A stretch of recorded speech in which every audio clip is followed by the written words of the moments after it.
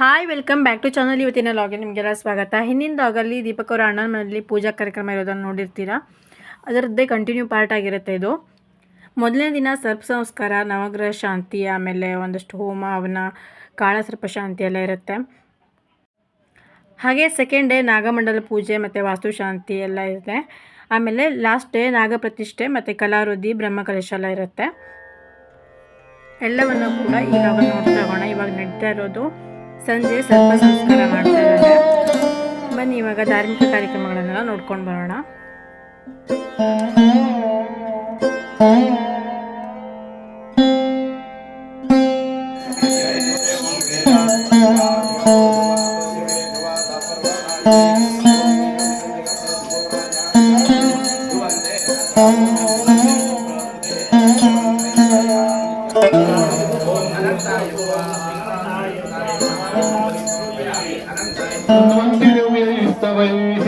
वेदैस्ताङ्गपदक्रमोपनिषदैर्गायन्ति यं सामगाः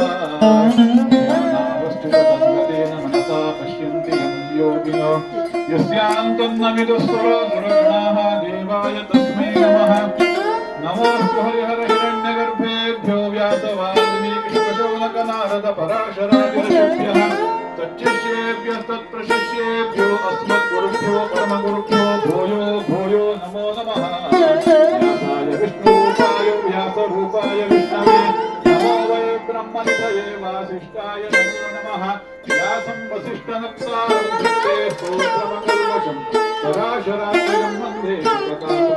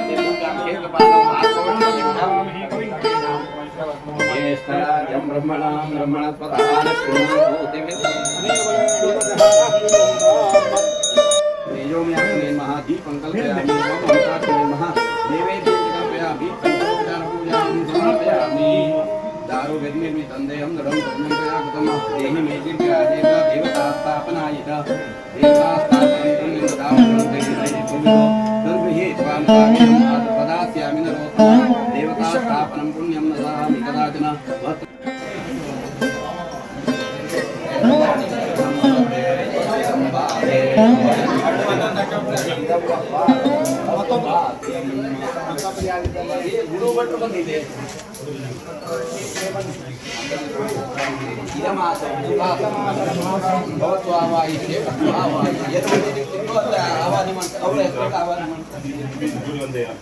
सर्पाय महा सर्पाय महा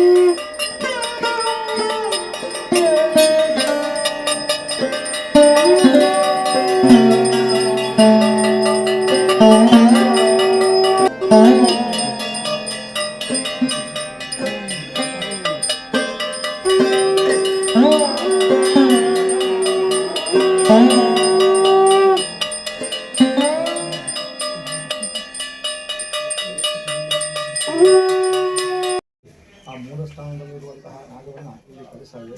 ಈ ಸ್ಥಾನದಲ್ಲಿ ಚಂದ್ರಾರ್ಕರು ಇರುವಂತಹ ಈ ಸ್ಥಾನದಲ್ಲಿ ನೆಲೆ ನಿಂತು ಎಲ್ಲ ರೀತಿಯಲ್ಲೂ ನಮ್ಮ ಭಕ್ತರ ಎಲ್ಲರ ಒಂದು ಇಷ್ಟಾರ್ಥಗಳನ್ನು ಈಡೇರಿಸುವ, ಅದೇ ರೀತಿಯಾಗಿ ನಮಗೆ ಒದಗಿರುವಂತಹ ಯಾವುದೇ ಒಂದು ತೊಂದರೆ ತಾತ್ಪರ್ಯ ಇದ್ದರೂ ಸಹ ಅದೆಲ್ಲ ನಿವಾರಣೆ ಮತ್ತು ಶಾರೀರಿಕವಾದಂಥ ಆರೋಗ್ಯ, ಮಾನಸಿಕವಾದಂಥ ಶಾಂತಿ ನೆಮ್ಮದಿಯನ್ನು ಕೂಡ ಅದೇ ರೀತಿಯಾಗಿ ಕುಟುಂಬದ ಪ್ರತಿಯೊಂದು ಸದಸ್ಯರಿಗೂ ಸಹ ಅವರು ಬೇಡಿದಂತಹ ಇಷ್ಟಾರ್ಥಗಳನ್ನು ಈಡೇರಿಸಿ ಎಲ್ಲರಿಗೂ ಸಹ ಶ್ರದ್ಧಾಭಕ್ತಿಯನ್ನು ಕೊಟ್ಟು ತೋರಿಸುವಂತಹ ಶ್ರೇಯಸ್ಸನ್ನು ಕೂಡ ಎಲ್ಲ ರೀತಿಯಲ್ಲೂ ಮಂಗಳ ಆಗುವಂತಹ ಪಾರ್ವತಿ